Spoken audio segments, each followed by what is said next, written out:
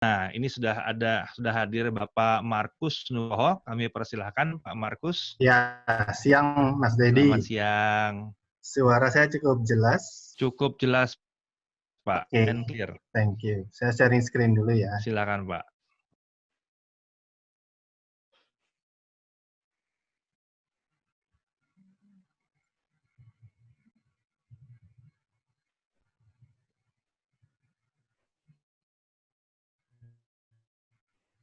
Oke, sudah kelihatan Sudah kelihatan. screen-nya Mas Silakan, Dedi? Pak.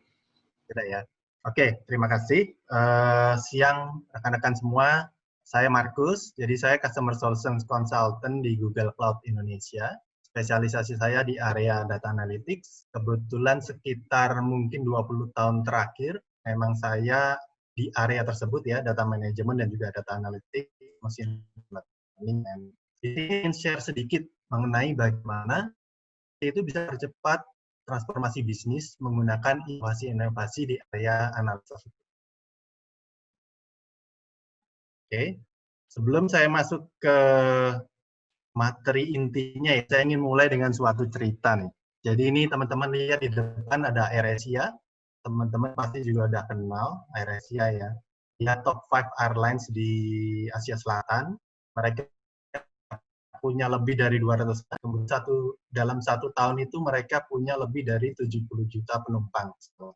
Nah, akhir tahun 2018, AirAsia ini memulai apa yang namanya digital transformation.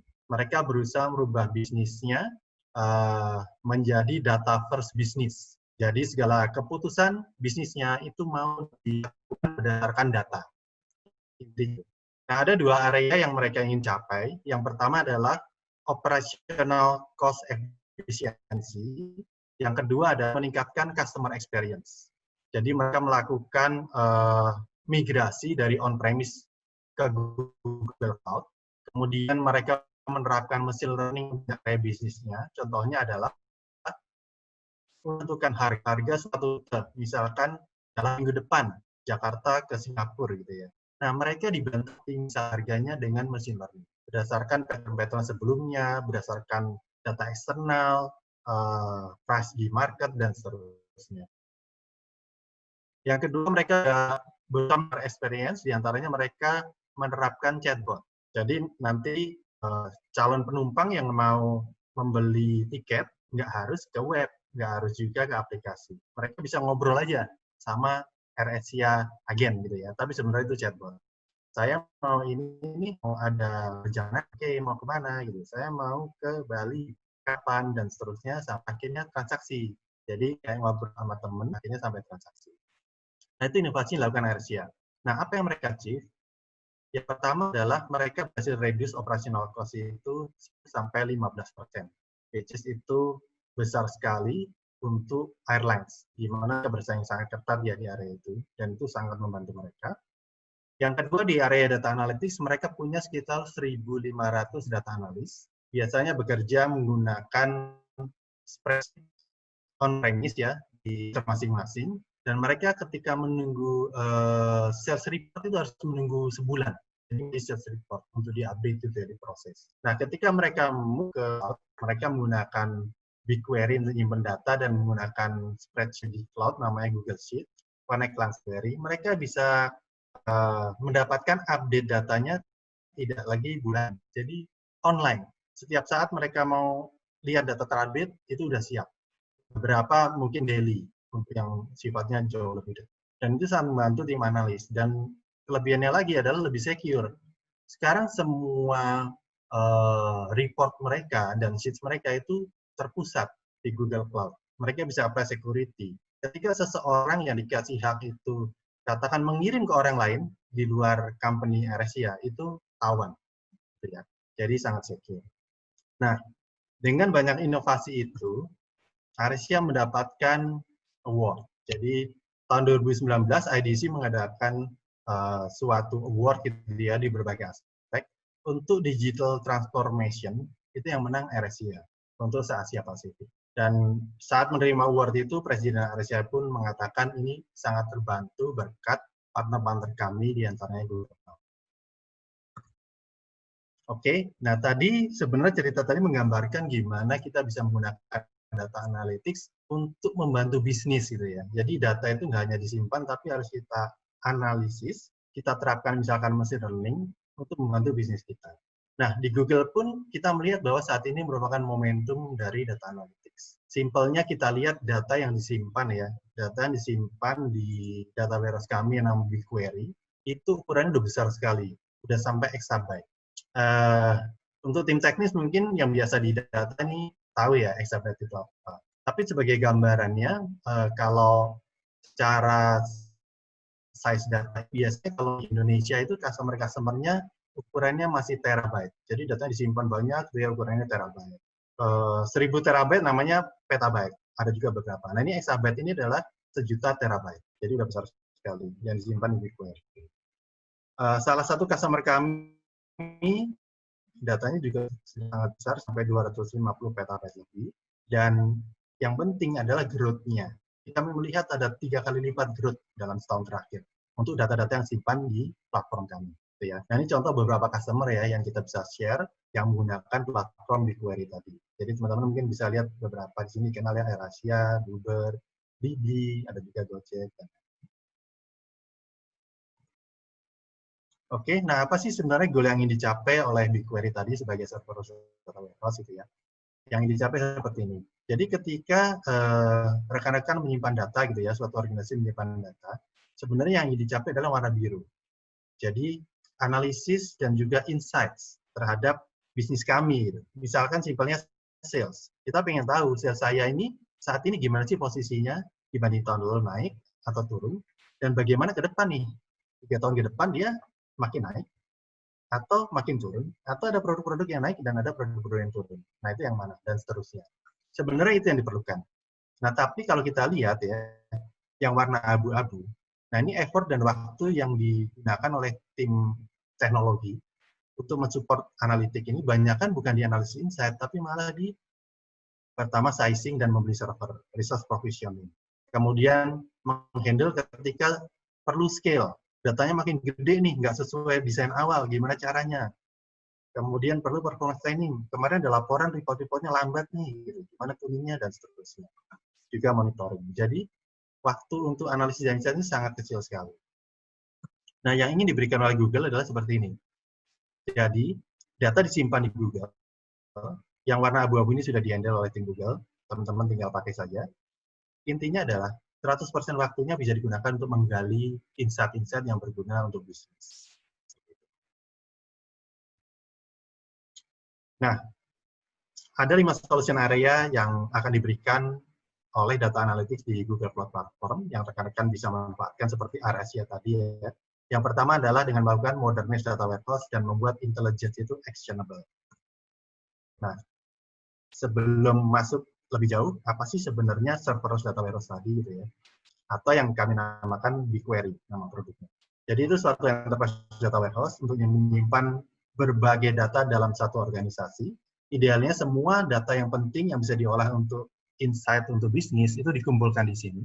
Kemudian dia bisa scale sampai petabyte. Jadi tadi mungkin saya cerita ya, kalau di Indonesia saya bisa biasa keliling ke berbagai customer, umumnya ukuran datanya masih terabyte. Ada yang gede, puluhan ratusan tera gitu ya. 1-2 ada yang peta gitu ya. Sampai segitu ukurannya, dan dia memang bisa scale sampai petabyte. Ratusan petabyte bisa dilakukan. Terus data semua di-encrypt, jadi secure ya. Semua data yang masuk ke Google Cloud itu pasti di-encrypt. Nah, kelebihan lagi adalah highly available. Jadi kalau teman-teman biasa memanage IT solution yang highly available, itu lebih dari satu server. Jadi misalkan 2 atau 3 server, yang backup. Kalau server utamanya down, server backup-nya jalan. Nah, di sini itu otomatis akan highly available, datanya akan kami simpan di beberapa tempat. Nah, yang terpenting lagi, yang lebih penting lagi adalah yang warna hijau ini. Jadi ini adalah kelebihan dari BigQuery ya. Yang pertama adalah fully managed and serverless. Jadi kalau biasanya di data warehouse itu ketika kita ingin implement, pertama kali kita melakukan sizing. Butuh berapa server sih gitu ya. Satu server butuh berapa core, butuh berapa memori dan seterusnya. Kemudian kita procure dan seterusnya. Di sini itu nggak perlu dilakukan lagi. Teman-teman benar-benar tinggal masukin data, nge-run query, jumlah server nggak perlu dipikirkan. Nanti BigQuery akan menganalisa query yang masuk. Kalau query-nya simple, dia akan otomatis up-kan misalkan satu server, atau kita nyebutnya node, meng-up-kan satu node. Ketika query-nya kompleks, datanya gede gitu ya, miliaran data, dia akan up-kan bisa sampai ratusan atau ribuan node buat query tersebut. Nah, sehingga benar-benar membantu operasional, kita nggak perlu melakukan sizing, scaling, dan lain-lain. Itu akan otomatis dilakukan oleh BigQuery. Yang kedua, dia mendukung real-time insights. Jadi, kalau di konsep data warehouse dan data analytics selama ini ya, biasanya itu data dimasukkan secara schedule. Kita nyebutnya batch. Jadi, ketika sistemnya jarang yang pakai, nggak ada orang pakai report, malam hari ya, misalkan jam 11 malam sampai jam 4 pagi, itu data kita masukkan. Nah, artinya apa? Artinya ketika besoknya orang akses, itu sebenarnya data kemarin. Ya, besoknya sore dia lihat laporan penjualannya itu per kemarin. Data-data yang masuk hari itu belum masuk, karena masuknya masih nanti malam. Nah, ada beberapa case yang butuh real time, yang nggak bisa menerima kondisi itu, karena sensitif terhadap waktu. Jadi kalau ada perubahan di transaksi, saya mau dashboard saya berubah nih langsung. Nah, itu bisa disupport oleh BigQuery. Jadi kita ada mekanisme khusus untuk masukin data yang sifatnya streaming, yang datanya masuk terus gitu ya, tiap saat nggak berhenti. Bisa dilakukan, which is di data warehouse umumnya ini challenging. Kemudian machine learning. Nah, tadi machine learning sempat sering disebutkan ya di sesi-sesi sebelumnya. Jadi ini memang teknologi yang bagus sekali. Nanti saya ada sedikit singgung juga. Tapi intinya kita melihat ini sebagai potensial solution buat rekan-rekan semua. Jadi machine learning modul ini kita masukkan di dalam BigQuery. Jadi teman-teman nggak usah beli terpisah nih machine learning software, nyiapin servernya gitu ya, dan seterusnya. Kemudian kita juga siapkan in-memory BI engine. Ini simpelnya untuk mempercepat proses reporting dan dashboard. Jadi nanti aksesnya ke memori ini. Nah, tadi saya singgung mengenai machine learning. Jadi di dalam BigQuery nanti ada namanya BigQuery ML atau BigQuery Machine Learning. Kita bisa run machine learning langsung di BigQuery. Nah, tujuannya apa? Salah satu tujuan utamanya adalah dia menghilangkan proses data movement. Nah, saya kebetulan pernah juga ke satu customer di Indonesia ya, yang datanya cukup besar. Terus mereka implement machine learning. Mereka bilang, kami challenge-nya bukan di machine learning-nya, Mas. Gitu. Saya punya data scientist, saya punya software-nya udah beli, servernya gede. Problem saya adalah mindahin data nih. Data saya bukan di situ, data saya di data warehouse. Dan ukurannya gede. Gitu. Setiap saat saya mau bikin model, saya pindahin dulu pakai ETL. Itu kompleks dan makan waktu lama, itu challenge-nya. Nah, BigQuery solve itu. Kenapa? Karena machine learning-nya yang datang ke datanya. Datanya udah terkumpul besar sekali, misalkan ya di BigQuery, machine learning-nya ditaruh di situ. Jadi teman-teman yang pakai BigQuery nggak perlu pindah-pindahin data lagi, langsung run machine learning. Benefit kedua adalah machine learning ini akan menggunakan bahasa yang familiar buat sebagian besar ekosistem data analis, yaitu SQL statement atau SQL script, seperti yang tampak di layar gitu ya. Kita tahu bahwa kalau yang biasa main machine learning dilakukan oleh data scientist itu bahasanya beda. Dia pakai bahasa Python, bahasa R dan lain-lain. Belum tentu semua orang sudah sampai ke tingkat itu. Maka tim analis yang biasa pakai SQL itu bisa mulai machine learning dengan menggunakan BigQuery. Nah, ini ada salah satu cerita lagi ya, customer kami yang baru lagi Genofit yang menerapkan data analytics menggunakan BigQuery ya. HSBC secara global berpartner dengan Google Cloud gitu. Mereka mirip dengan AirAsia, migrasi ke cloud, melakukan inovasi-inovasi di cloud gitu ya. Data mereka cukup besar, 100 petabyte. Kemudian mereka melakukan analisis yang cukup analisis yang kompleks. Nah, di antaranya adalah mereka melakukan kalkulasi untuk menghitung liquidity position suatu negara gitu ya, menggunakan solusi mereka. Dulunya makan waktu 10 jam. Setelah pakai BigQuery dan Google Cloud Analytics, itu improve jadi hanya 30 menit. Nah, kemudian mereka juga punya satu algoritma untuk financial crime analytics ya. Ini untuk menentukan atau mendeteksi adanya money laundering. Ada transaksi yang kira-kira mencurigakan nggak sih ke arah sana. Nah, itu juga 10 kali lebih cepat dengan menggunakan BigQuery. Oke, solution area kedua, inovasi data analytics yang bisa diterapkan adalah kita mencoba breakdown data silo. Teman-teman yang bekerja di area data gitu ya, melakukan analisis data tentu tahu bahwa data itu tidak dari awal siap di satu tempat. Datanya ini tersebar gitu ya.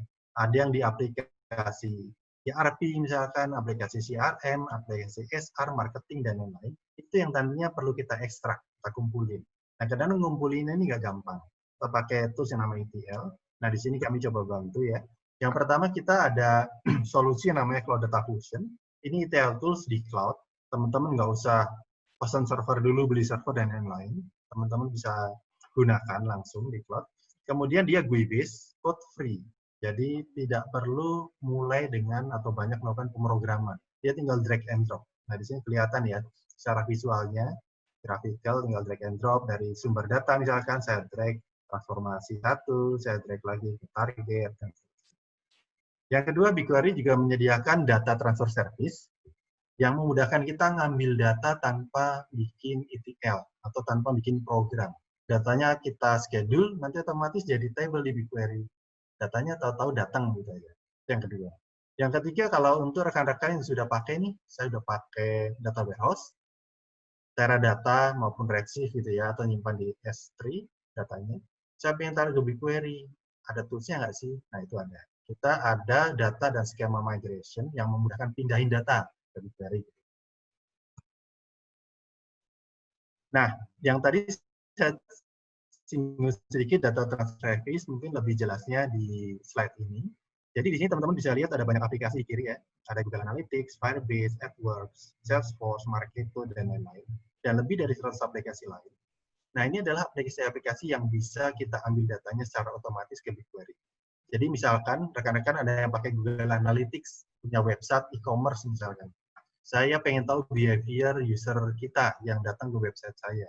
Kapan sih user-user ini banyak belanja, gitu, jam berapa, belanjanya apa, dan seterusnya. Itu semua ada di Google Analytics. Tapi datanya belum tertarik nih ke data warehouse. Nah, itu kita nggak perlu ekspor datanya jadi file, filenya kita copy, terus kita import, itu nggak perlu. Kita tinggal schedule kan, data apa yang mau kita ambil, kemudian kapan kita kirim ke BigQuery. Itu aja. Nanti secara otomatis datanya jadi masuk ke BigQuery. Yang kedua di area kanan, itu ada beberapa storage option yang lain ya di Google Drive, Cloud Storage, dan lain-lain. Di sini ada federated query, di mana kalau teman-teman nyimpen file misalkan di cloud storage, bentuknya bisa macam-macam, CSV, JSON, dan seterusnya ya.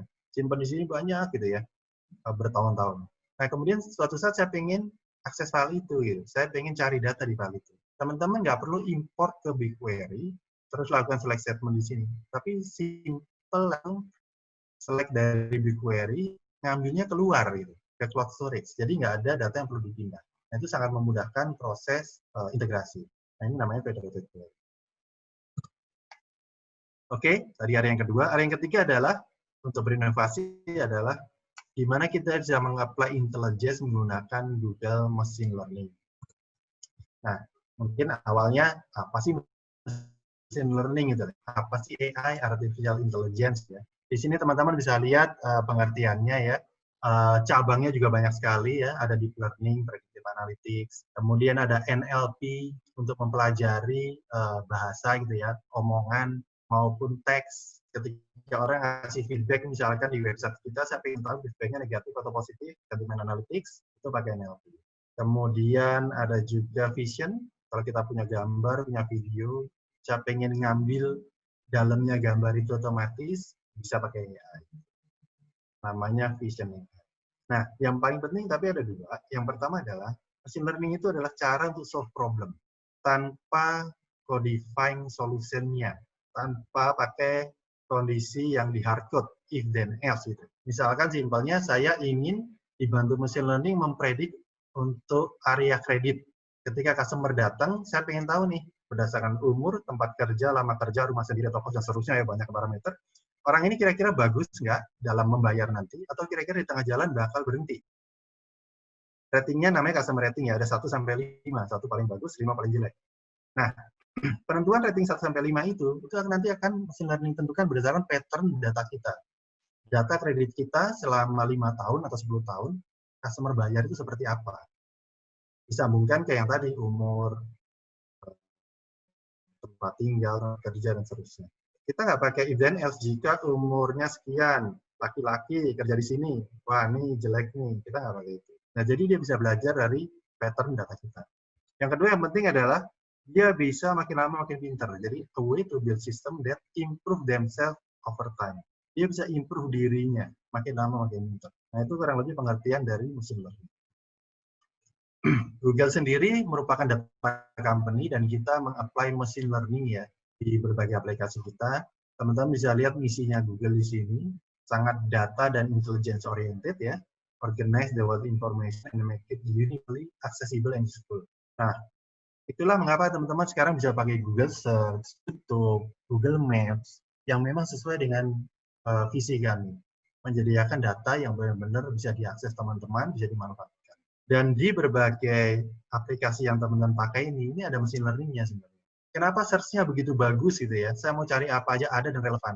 Karena kita terapkan machine learning, search ranking, dan lain-lain. Kemudian Gmail. Teman-teman pakai Gmail. Pasti banyak pakai Gmail ya, termasuk saya gitu. Aman-aman aja ya, nggak ada spam misalnya gitu. Padahal semua spamnya banyak banget. Kita stop spam itu sampai ratusan ribu per menit sebenarnya di belakang layar. Teman-teman nggak ngerasain kayaknya aman. Nah, itu implementasi machine learning di Gmail kami. Ada banyak hal lain yang kita terapkan di machine learning, termasuk juga self-driving car. Nanti ke depan bisa aja terimplement, kita panggil Grab, kita panggil Gojek gitu, ataupun yang lain gitu ya. Datang mobilnya sendiri gitu, jalan sendiri. Nah, ini di Amerika, di US, ini sudah dievaluasi. Sudah jalan di jalan-jalan, mobil tanpa gerak. Oke, kemudian teman-teman mungkin ada yang pakai Google Translate. Di sini, selain translate text, ini juga bisa translate image seperti ini. Langsung dia terjemahkan ya, muncul gambarnya. Nah, offering dari Google Cloud sendiri, secara summary untuk machine learning ini ada 3. Yang pertama, pre-trained model. Ini, our data ini adalah Google ya, Google Data, Google Model. Kita sudah bikin model berdasarkan data yang Google punya. Teman-teman tinggal pakai, panggil lewat API. Jadi aplikasi teman-teman bisa pakai ini gitu ya. Contohnya Vision yang gambar, Translation yang untuk terjemahan gitu ya. Kemudian yang kedua ini train model. Ini datanya dari teman-teman, dari rekan-rekan, modelnya dari Google. Jadi di sini dia bisa secara otomatis membuat model.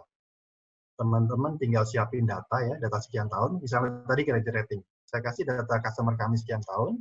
Saya kasih tahu pola bayar mereka, rating mereka masing-masing. Udah, siapin itu, kasih ke AutoML. Nah, AutoML akan pelajari pola datanya, dia pilihin algoritma yang paling pas, dia coba berbagai algoritma, dia coba berbagai parameter, sampai dapat model terbaik, tinggal dipakai. Itu yang nomor 2. Yang nomor 3 ini custom model, ini yang umum digunakan oleh para data scientist dalam membuat machine learning model, mulai dari development ya, pakai bahasa Python namanya, kemudian training sampai jadi model, digunakan dan seterusnya. Platformnya semua lengkap, kami siapkan juga di custom model. Jadi rekan-rekan bisa pilih mana sih yang paling tepat dengan case kita. Nah, ini salah satu contoh yang nomor 1, yang tadi pre-train. Jadi Google udah melatih modelnya dengan berbagai video, sehingga modelnya bisa kenali nih. Di sini ada apa sih? Oh, ini video alam, ada daun-daunan gitu ya, ada pohon, di menit keberapa, dan seterusnya. Ada gopu-gopu, ada animal, dan seterusnya. Ini bisa dimanfaatkan sesuai dengan use case untuk. Nah, kemudian pemanfaatan machine learning ya, use case lagi adalah LG. Jadi LG ini yang kiri ini awalnya. Mereka tujuannya adalah mau mendeteksi produk defect. Awalnya dilakukan secara manual, membutuhkan banyak senior engineer. Akurasinya kecil, hanya 60%. Produk defect-nya bisa ketahuan. Masih banyak yang lolos. Nah, mereka ubah itu ke machine learning, pakai Google Cloud Machine Learning, diajarin defect itu seperti apa. Modelnya jadi ya, akhirnya mereka hanya perlu 1 junior engineer untuk operate, detection akurasinya naik meningkat pesat. Yang tadinya 60% jadi 99,9%. Yang defect-defect itu terdeteksi. Kemudian kecepatan juga meningkat sangat jauh. Jadi dia bisa mendeteksi 200 image per 0,8 second, which is sangat improve. Dan akhirnya adalah mereka mendapatkan saving ya, tahun itu $1 juta per line. Jadi kalau ada 10 line produksi, 10 kali lipat. Oke, solusionario yang keempat adalah real time atau streaming ya. Di mana kita bisa improve bisnis lebih responsif dengan stream analytics. Nah, ada beberapa case yang kadang-kadang kita nggak bisa nunggu. Kita harus langsung action kalau ada kejadian. Contohnya adalah fraud detection.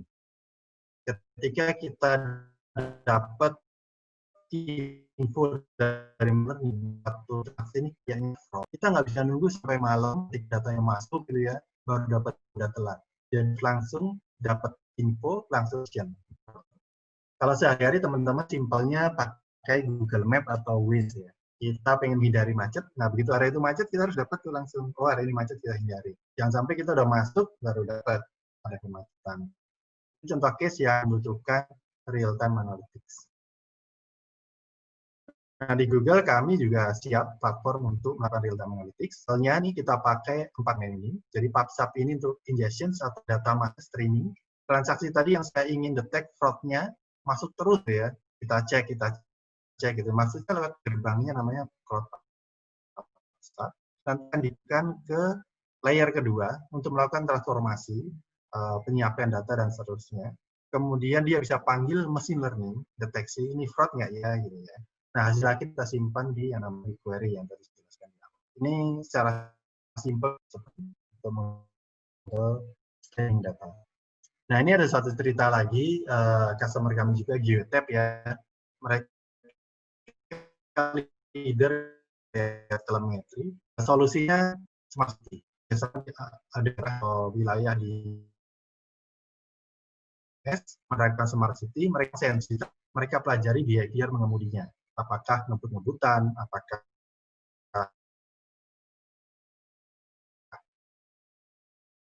kemudian kalau ada jatuhnya, kita juga data cuaca, ini bisa diperoleh ya di eksternal, diambil secara streaming, dan beberapa data lain masuk ke BigQuery, sampai jumlahnya itu 2,5 miliar streaming insert sehari. Jadi banyak sekali data masuk terus ke BigQuery.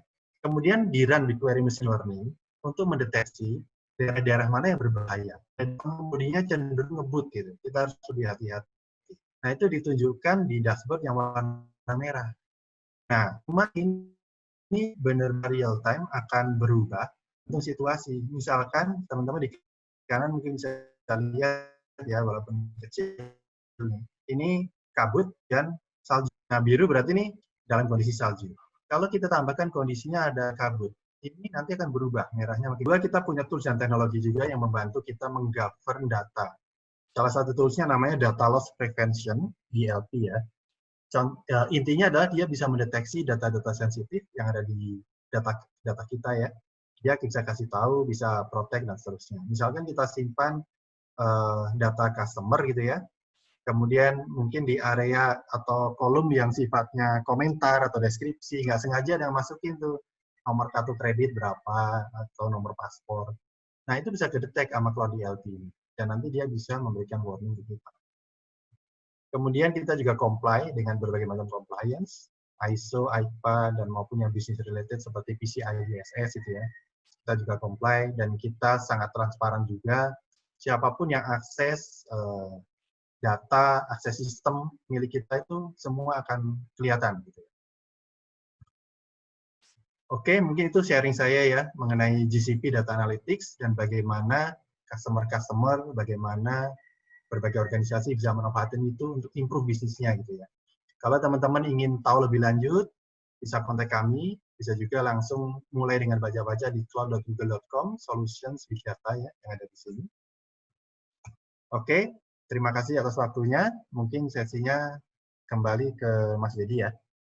Oke, terima kasih Pak Markus. Terima kasih sharingnya. Sama-sama.